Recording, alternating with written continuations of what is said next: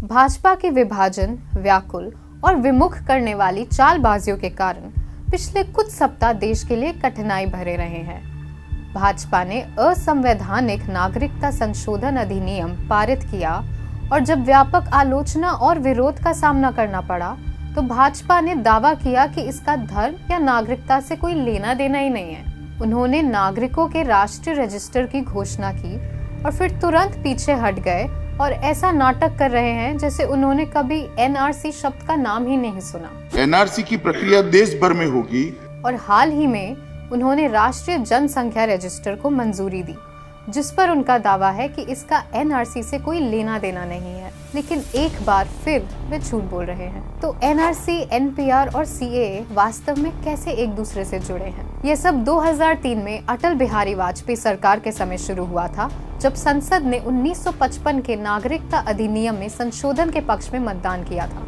उन्होंने एक खंड जोड़ा था जिसमें कहा गया था कि केंद्रीय सरकार अनिवार्य रूप से भारत के प्रत्येक नागरिक को पंजीकृत कर सकती है और एक राष्ट्रीय पहचान पत्र जारी कर सकती है, और कि केंद्रीय सरकार भारतीय नागरिकों के लिए एक राष्ट्रीय रजिस्टर को बनाए रख सकती है और इसके लिए एक राष्ट्रीय पंजीकरण प्राधिकरण स्थापित करेगी। एक बार इस खंड को जोड़ने के बाद इसने सरकार को नागरिकों की पहचान की प्रक्रिया शुरू करने का अवसर दिया। सौभाग्य से वे 2004 में सत्ता से बाहर हो गए और नई यूपीए सरकार ने इस एनआरसी को बंद कर दिया और इसकी बजाय राष्ट्रीय जनसंख्या रजिस्टर पर ध्यान केंद्रित किया।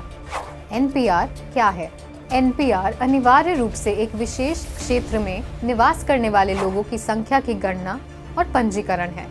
यह विशेष रूप से सामान्य निवासियों की गणना है। संयुक्त राष्ट्र की परिभाषा के अनुसार जो कोई भी पिछले 6 महीने से एक जगह पर रह रहा है या अगले 6 महीने तक वहां रहने की योजना बना रहा है, इस व्यक्ति को नागरिक होने की आवश्यकता नहीं है। यूपीए के लिए एनपीआर सरकारी योजनाओं के बेहतर लक्ष्यीकरण और कार्यान्वयन का एक माध्यम था। वर्तमान एनपीआर अलग कैसे है? यूपीए और एनडीए के एनपीआर के बीच महत्वपूर्ण अंतर है। पूछे जाने वाले प्रश्न। भाजपा के एनपीआर फॉर्म में 3 नए विवरण जोड़े गए हैं। एनपीआर का उद्देश्य किसी विशेष क्षेत्र में सामान्य निवासियों की जानकारी रखना है। इसलिए भाजपा को किसी व्यक्ति के जीवन साथी के निवास या मृतक रिश्तेदारों के बारे में जानने में दिलचस्पी क्यों है? सामान्य निवासियों की परिभाषा में किसी व्यक्ति के माता पिता के जन्म स्थान की जानकारी का कोई मतलब नहीं है। इसलिए सरकार की योजनाओं में मदद करने की बजाय मोदी सरकार की एनपीआर का उद्देश्य नागरिकों की पहचान करना और एनआरसी की नींव तैयार करना है। अंतिम प्रश्न गोपनीयता के अधिकारों का स्पष्ट उल्लंघन है। प्रश्न के अनुसार अगर उपलब्ध है तो Aadhaar number, phone number, driver's licence या वोटर आईडी नंबर देने पड़ेंगे। यहाँ मुख्य फोकस अगर उपलब्ध पर है तो इसका तात्पर्य है कि यदि आप वे नंबर नहीं देते हैं तो इसका मतलब आपके पास ये पहचान पत्र है ही नहीं, और ऐसे में यह स्वैच्छिक नहीं रह जाता। इसलिए एनआरसी के लिए एनपीआर डेटा का उपयोग करने के बाद सरकार के पास इस पहचान पत्र के बिना जो लोग हैं उनकी सूची होगी। इन विवरणों से यह स्पष्ट है कि नया एनपीआर एनआरसी का पहला कदम है और इस पर कोई आश्चर्य नहीं होना चाहिए क्योंकि बीजेपी ने इसके बारे में कई बार उल्लेख किया है, संसद में, इंटरव्यूज में, यहाँ तक कि होम मिनिस्ट्री के एनुअल रिपोर्ट में भी। और इन सब का सीएए से क्या संबंध है? जैसा कि अमित शाह ने कहा, क्रोनोलॉजी को समझिए। आप क्रोनोलॉजी समझ लीजिए। पहले सीए भी आने जा रहा है, सीए भी आने के बाद एनआरसी आएगा और एनआरसी सिर्फ बंगाल के लिए नहीं आएगा, पूरे देश के लिए आएगा।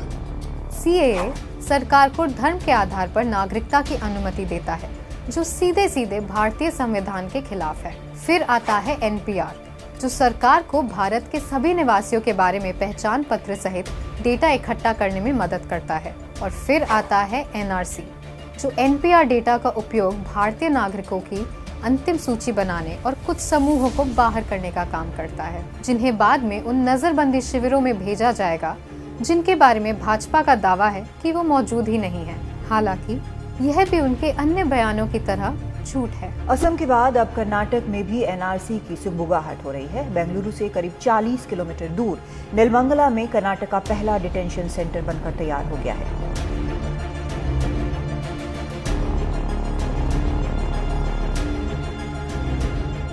भाजपा को यह जानना चाहिए कि वो एक जागरूक देश के जागरूक नागरिकों से भिड़ रहे हैं, जिसने अपनी स्वतंत्रता के लिए कड़ा संघर्ष किया है और उसे विभाजित करने और शासन करने के सभी प्रयासों को हमेशा हराया है।